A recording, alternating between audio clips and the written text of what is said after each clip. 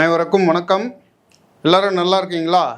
இன்னைக்கு நம்ம பார்க்க போகிறது வைரமுத்து எழுதிய புத்தருக்கும் அடிசருக்கும் அப்படின்ற ஒரு சிறுகதையை பார்க்க போகிறோம். அதுக்கு முன்னாடி என்னுடைய சேனலை இது வரைக்கும் சப்ஸ்கிரைப் பண்ணாதவங்க சப்ஸ்கிரைப் பண்ணுங்கள், லைக் கமெண்ட் ஷேர் பண்ணுங்கள். வாங்க இந்த சிறுகதையை பார்ப்போம். புத்தர் அவருடைய பௌத்த மதத்தை பரப்புறதுக்காக இந்தியா முழுக்க ஒரு கிராமமாக சுற்றி எல்லா நகரத்தையும் சுற்றி வராரு. அவருடைய சிஷ்யர்களும் கூடவே வராங்க. அப்படி இருக்கும்போது ரோகிணி கரையோரம் இருக்கிற ஒரு அழகான கிராமம், அந்த கிராமத்துக்கும் புத்தர் அவருடைய சிஷ்யர்களோட அந்த கிராமத்துக்குள்ளே வராரு. அந்த கிராமத்தை சேர்ந்தவன் ஒரு இளைஞன், அவன் பேர் சங்கல்பன். அந்த சங்கல்பனுக்கு புத்தர் இவங்க ஊருக்குள்ளே வரத்தை பார்த்த உடனே பயங்கர கோபம் வருது. என்ன தெரியுமா? வரட்டும், இந்த புத்தர் வரட்டும், அவர் மண்டையை உடைச்சிட்றேன் நான் அப்படின்ட்டு பயங்கர கோபத்தில் இருக்கிறான்.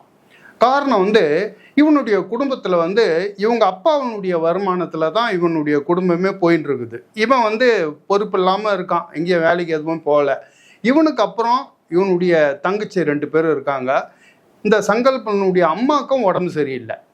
ஸோ இந்த அம்மா, இவனு தங்கச்சி, இவனுடைய சாப்பாடு, குடும்பம் எல்லாத்தையும் பார்த்துக்கிறது இவனுடைய அப்பா மட்டும்தான்.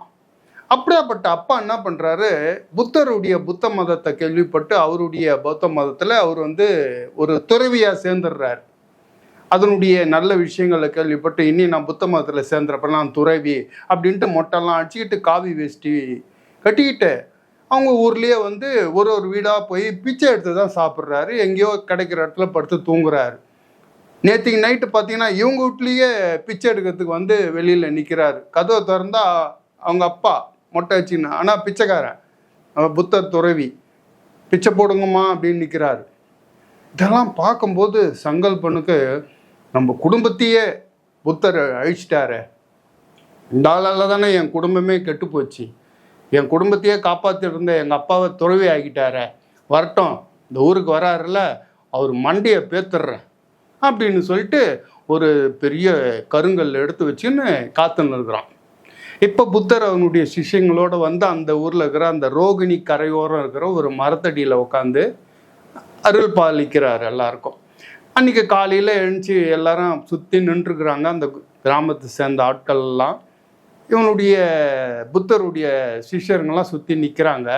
இவன் தூரத்துலேருந்து இந்த சங்கல்பன் கையில் கல்லை வச்சுக்கிட்டு சரியான நேரம் பார்த்து காத்துன்னு இருக்கிறான், புத்தரை பார்த்து கல் எடுத்து அடிக்கிறதுக்காக. அப்போ ஒருத்தர் புத்தர்கிட்ட ஒரு சந்தேகங்கள்லாம் கேட்குறாங்க. சாமி வணக்கம் சாமி, மெய் வருத்தம் கூடாது அப்படின்னு சொல்கிறீங்களே சாமி, இப்போலாம் நீங்கள் மெய் வருந்தி தானே தவம் பண்ணிட்டு இருந்தீங்க, இப்போ மெய் வருத்தம் வேணான்றீங்களே அப்படின்னோடனே புத்தர் சொல்கிறாரு, என் உடலை வருத்திக்கிட்டு தான் நான் என்னுடைய ஞானத்தை அடையலான்னு சொல்லிட்டு நான் முயற்சி பண்ணிகிட்டு இருந்தேன். கல்லில் படுத்து தூங்கினேன், மண்ணில் படுத்து தூங்கினேன், பாறையில் படுத்து தூங்கினேன், பசுஞ்சாணி சாப்பிட்டேன், உண்ணாவிரதம், பசி பசி பசி உடலை நான் நிறைய வருத்தினேன். என் வயிற்றை தொட்டு பார்த்தீங்கன்னா என்னுடைய முதுகெலும்பு தட்டுப்படும், அந்த அளவுக்கு என் உடம்பை நான் வருத்தமடைய செய்தேன். ஆனால் அப்படி இருந்தும் எனக்கு ஞானம் ஏற்படவே இல்லை. இப்போ தான் நான் புரிஞ்சுக்கிட்டேன், உடலை வருத்தி ஞானத்தை அடைய முடியாது.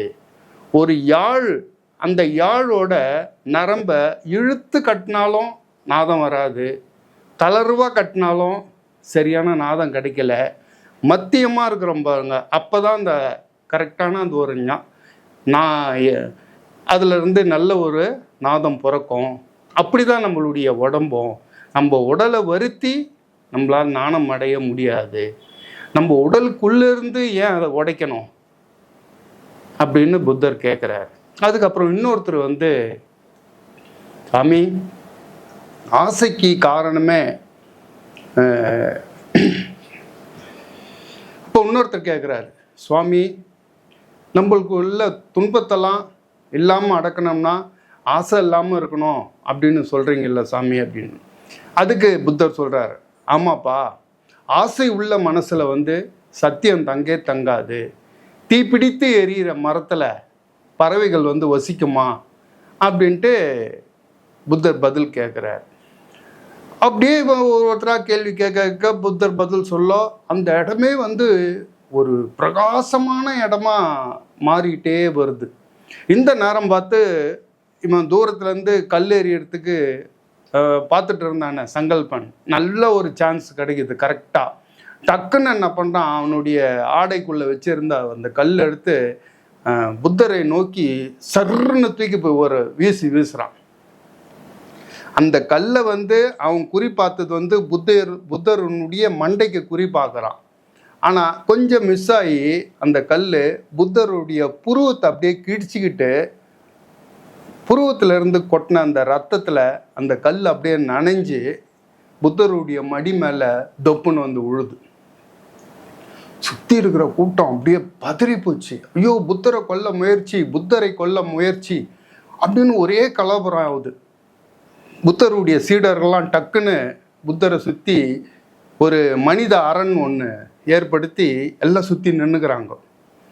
புத்தர் என்ன பண்ணுறாரு, அவருடைய கையால் அந்த புருவத்தினுடைய காயத்தை அப்படியே அழுத்திக்கிட்ட அவர் மடி மேலே விழுந்த அந்த கல்லை கையில் எடுக்கிறார். அதுக்குள்ளே அவருடைய சிஷ்யன் ஒருத்தர் வந்து அவருடைய ஆடையை கிழித்து ஒரு பச்சலையை எடுத்து புத்தருக்கு அப்படியே கட்டி விடுறாங்க. அப்படியே ரத்தம் கொஞ்சம் நேரத்தில் நின்று போகுது. இப்போ தன் மீது மடியில் வந்து விழுந்த அந்த கருங்கல்ல வந்து புத்தர் கையில் எடுக்கிறார்.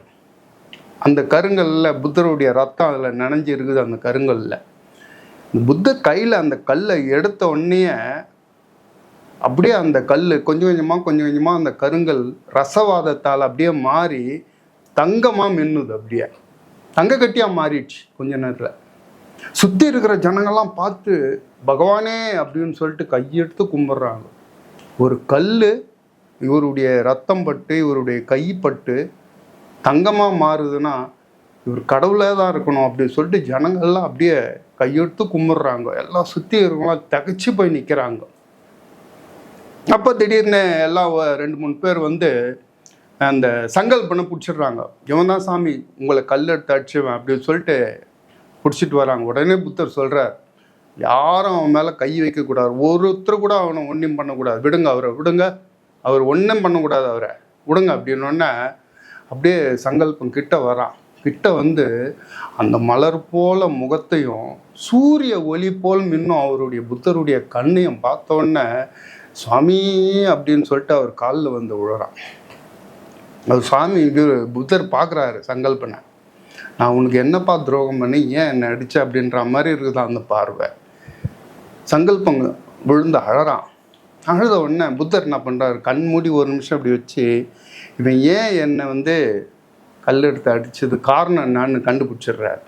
உடனே எல்லார்கிட்டே சொல்கிறார், இவருடைய அப்பா அவர் வந்து துறவி ஆயிட்டாரு, அந்த கோபம்தான் இவருக்கு, அதனால தான் என்னை கல் எடுத்து அடிச்சிருக்காரு அப்படின்னு சொல்லிட்டு ராகுலா அப்படின்ட்டு கூப்பிட்றார். இவருக்கு மொத்தம் 10 சிஷ்யர்கள் முக்கியமானவங்க. அதுலேருந்து ராகுலன் வர்றார், வந்து நிற்கிறார். உடனே புத்தர் சங்கல்பனை பார்க்குறார். சங்கல்பா அப்படின்றார். அவன் நிமிந்து பார்க்குறான். இவர் வந்து என்னுடைய மகனாக அறியப்பட்டவர் ராகுலன், எனக்கு அப்புறம் என்னுடைய அரியணையில் ஏறி மன்னராக வேண்டியவர். நான் துறவி ஆயிட்டேன், ஆனால் எனக்கு அப்புறம் இவர் வந்து மன்னராகணும். ஆனால் இவரும் என்னை பின்பற்றி இவரும் துறவி ஆயிட்டாரு. காரணம், துறவு என்ன அர்த்தம் வந்து எல்லாருக்குமே வாய்க்காதுப்பா, ஒரு சிலருக்கு தான் வாய்க்கும். உங்கள் அப்பாவுக்கு வாய்ச்சி இருக்குது, அது வந்து அவ்வளோ சீக்கிரம் யாருக்கும் அவ்வளோ எளிதாக வாழ்க்கை துறவரவனர்த்து வாய்க்கவே வாய்க்காது.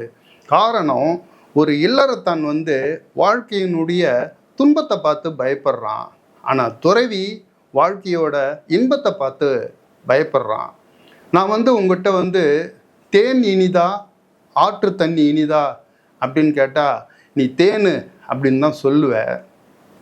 ஆனால் தேன்ங்கிறது வந்து கொலை செய்யப்பட்டு எடுக்கப்படும் ஒரு கள்ளப்பொருள்.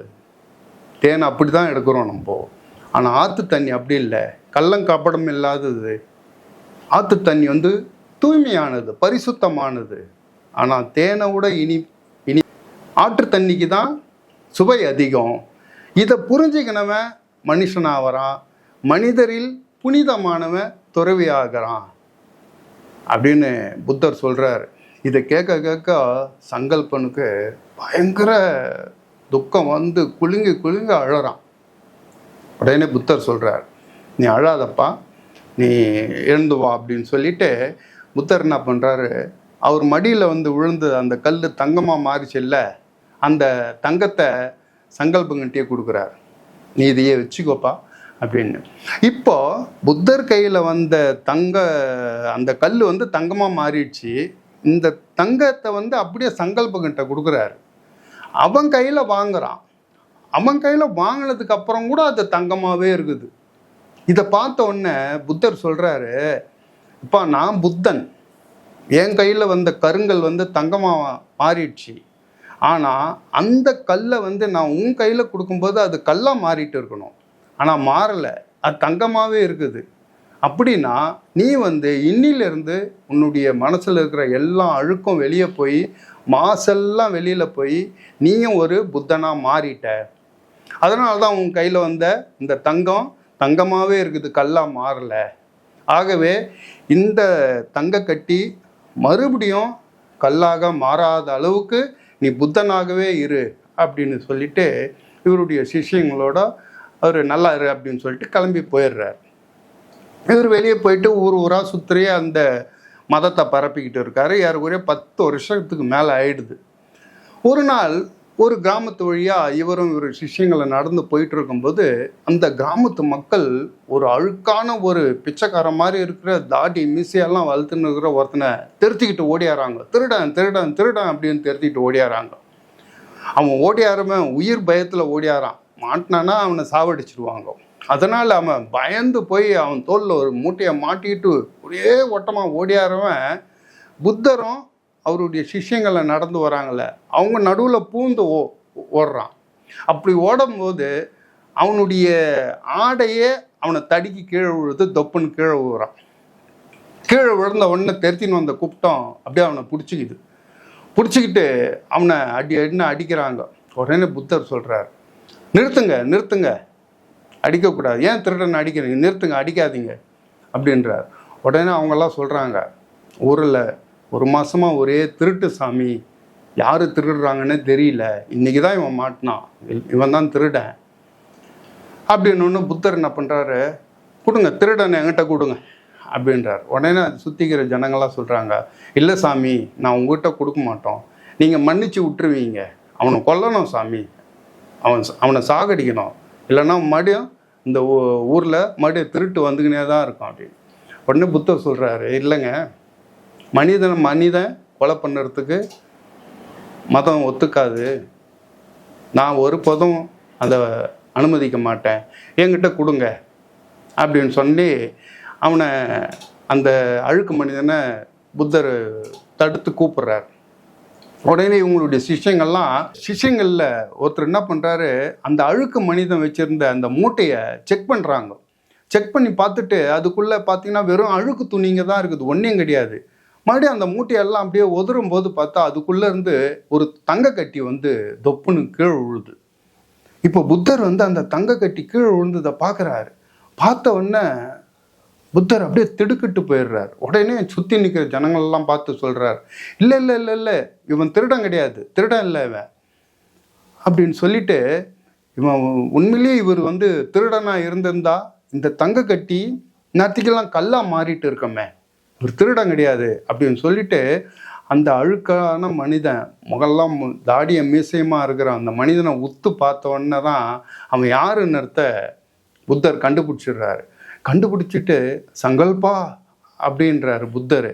அவனை சரியாக போட்டு அடிச்சிட்டாங்க, அப்படியே படுத்துன்னு இருக்கான். அவனை தூக்கி அப்படியே மல்லமாக புத்தர் தன்னுடைய மடி மீது அமர்த்தி கொண்டு சங்கல்பா அப்படின்றாரு. உடனே சங்கல்பன் கண்ணை திறந்து, சுவாமி, உங்களை என்னைக்கு பார்த்தனோ அன்னிலிருந்து உன்னை நான் மறக்கவே இல்லை மாதவா, உன்னுடைய ஞாபகார்த்தமாக தான் அந்த தங்க கட்டியை நான் இன்னும் என் மூட்டைக்குள்ளே வச்சுருக்கேன் அப்படின்னு சங்கல்பன் சொல்கிறான். உடனே புத்தர் அப்படியே கை நீட்டி அந்த தங்க கட்டியை வாங்குறார் சிஷ்யனுங்கிட்ட இருந்து. அந்த தங்க கட்டி புத்தர் வாங்கின உடனே அந்த கட்டி புத்தருடைய கையில் வந்த உடனே அந்த தங்க கட்டி அடுத்த நிமிஷமே மறுபடியும் கல்லாக மாறி போச்சு. இதை பார்த்த உடனே புத்தர் அப்படியே திடுக்கிட்டு போகிறாரு. உடனே என்ன பண்ணுறாரு புத்தர், அப்படியே நெத்தியில் கை வச்சு சொல்கிறாரு புத்தர், நான் எப்போ ஒரு மனிதனை மனிதனாக நினைக்காம திருடன் அப்படின்னு நினச்சனோ அப்போவே நான் புத்தன் அப்படின்ற ஸ்தானத்திலிருந்து ஒரு படி கீழே இறங்கிட்டேன். நான் உண்மையிலேயே புத்தனாக இருந்திருந்தா இந்த பாமர மக்கள் எல்லாம் திருடன் திருடன் சொல்லும்போது நான் திருடனாக அவனை பார்த்துருக்கக்கூடாது, நான் அவனை மனிதனாக தான் பார்த்துருக்கணும். நான் இந்த பாமர மக்கள் மாதிரியே நானும் ஒரு நிமிஷம் அவனை திருடனாக தான் பார்த்தேன். அப்படி நான் எப்போ அவனை திருடனாக பார்த்தனோ என்னுடைய புத்தனுடைய ஸ்தானத்திலிருந்து நான் ஒரு நிமிஷம் கீழே இறங்கிட்டேன். தரம் போயிடுச்சு, என்னுடைய தரம். அதனால தான் நான் கையில் வாங்கின அந்த தங்க கட்டி மறுபடியும் கல்லாக மாறி போச்சு. ஆனால் நான் தங்கமாக கொடுத்த அந்த கல்லை இன்னைக்கு வரைக்கும் இவன் தங்கமாகவே வச்சுருந்தான் பாரு இந்த சங்கல்ப. இவன் தான் உண்மையிலேயே புத்தன். நான் இனிமேல் தான் புத்த நிலைமையை அடையணும் அப்படின்னு சொல்லிட்டு புத்தர் எழுந்து சங்கல்பனையும் கூட கூப்பிட்டுக்கிட்டு அவங்களுடைய சிஷ்யர்களோட வைசாலி அப்படின்ற ஊரை நோக்கி நடந்து சென்றார் அப்படின்னு வைரமுத்து எழுதியிருப்பார். இது மாதிரி வைரமுத்து சிறுகதையினுடைய அந்த புத்தகத்தில் நிறைய கதைகள்லாம் இருக்குது, ரொம்ப அருமையான கதைகள். சமீபத்தில் வைரமுத்துக்கு ஞானபீட விருது கொடுத்தாங்க. அதை பற்றி நிறைய பேர் நிறைய விதமாக சொல்லியிருப்பாங்க. அதை பற்றிலாம் நம்மளுக்கு கவலையே கிடையாது. காரணம் வைரமுத்து அவர் வாழ்கிற காலத்தில் நம்ம வாழ்ந்து நிற்கிறது அவ்வளோ பெரிய பாக்கியம் நமக்கு. அப்படியாப்பட்ட ஒரு சிறந்த ஒரு கவிஞர், எழுத்தாளர் அப்படின்னு சொல்லிட்டு எல்லா விதமும் அவருக்கு பொருந்தும். அப்படியாப்பட்ட ஒரு மிக பெரிய ஒரு அறிஞர்னே சொல்லலாம். அவர் எழுதின அந்த கவிதையாகட்டும், நாவலாகட்டும், இந்த சிறுகதையாகட்டும் எல்லாமே நீங்கள் பார்த்தீங்கன்னா அத்தனை பிரிண்ட்டு போயிருக்குது, லட்சக்கணக்கில் விற்றுருக்குது. ஒன்றுமே இல்லாமல் மக்கள் வாங்கி படிப்பாங்களா? எவ்வளோ பேர் வாங்கி ஒவ்வொருத்தர் வீட்லேயும் பார்த்தீங்கன்னா நீங்கள் அந்த தண்ணீர் தேசம் இருக்கும், அப்புறம் கருவாச்சி காவியம் இருக்கும். அப்படியாப்பட்ட ஒரு சிறந்த ஒரு கவிஞர், ஒரு எழுத்தாளர். அவருடைய புத்தகத்திலேருந்து இந்த ஒரு கதை உங்களுக்கு பிடிச்சிருந்ததுன்னா உங்களுடைய கமெண்ட்ஸை சொல்லுங்கள். நம்ம அடுத்த வீடியோவில் பார்ப்போம். பை.